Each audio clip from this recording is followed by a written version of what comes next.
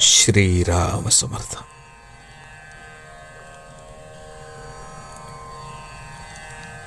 नामस्मरणात राहणाऱ्यालाच खरे दर्शन होते.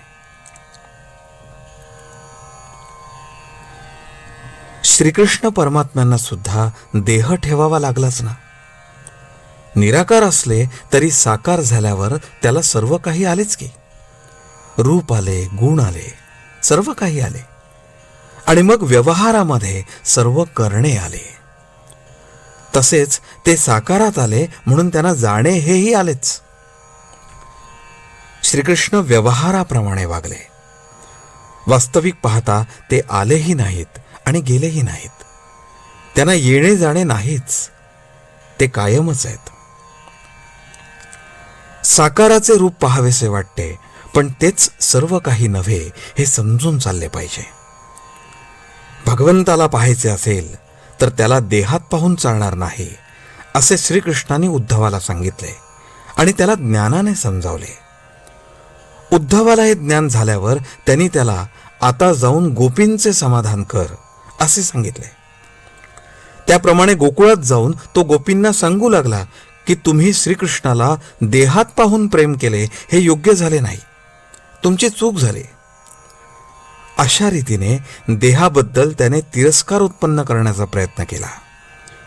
त्यावर गोपींनी त्याला म्हटले की तू आपला वेदांत जिथे कुणी नाही तिथे जाऊन सांग. श्रीकृष्णाला देहात पाहून आम्हाला जे मिळाले ते आमचे आम्हालाच ठाऊक, ते तुला मिळणे शक्य नाही.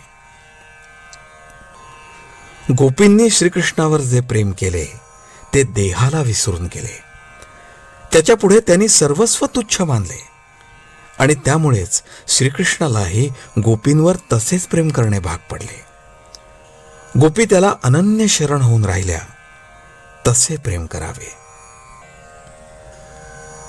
जो नाम घेतो तोच खरा स्मरणात राहतो आणि त्यालाच खरे दर्शन होते आणि ते रोज सतेज होत असते. देहाचे दर्शन हे विसरणारे असते. म्हणून नाम घेत राहा म्हणजे खऱ्या दर्शनात राहाल.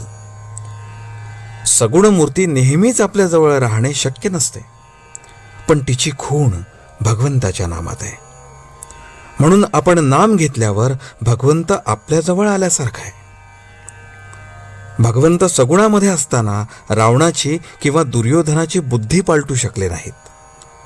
सगुण अवताराने वासना किंवा बुद्धी पालटण्याचे कार्य होऊ शकत नाही. सद्बुद्धी उत्पन्न करण्याचे सामर्थ्य फक्त भगवंताच्या नामातच आहे. व्यवहारामध्ये सुद्धा आपण बघतो की रूप गेले तरी नाम शिल्लक राहते. म्हणूनच राम, कृष्ण इत्यादी सर्वजण शेवटी नाहीसे होऊन केवळ नाम तेवढे शिल्लक राहिले.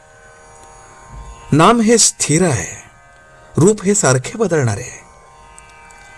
कलियुगात सगुण अवतार नसला तरी नामावतार आहे आणि तोच खरा तारक आहे. नामाकरता नाम घ्या की त्यात राम आहे हे कळेल. आजचे बोधवचन. भगवंताजवळ काय मागावे?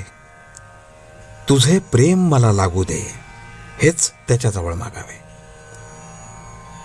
जानकी जीवन स्मरण. जय जय राम.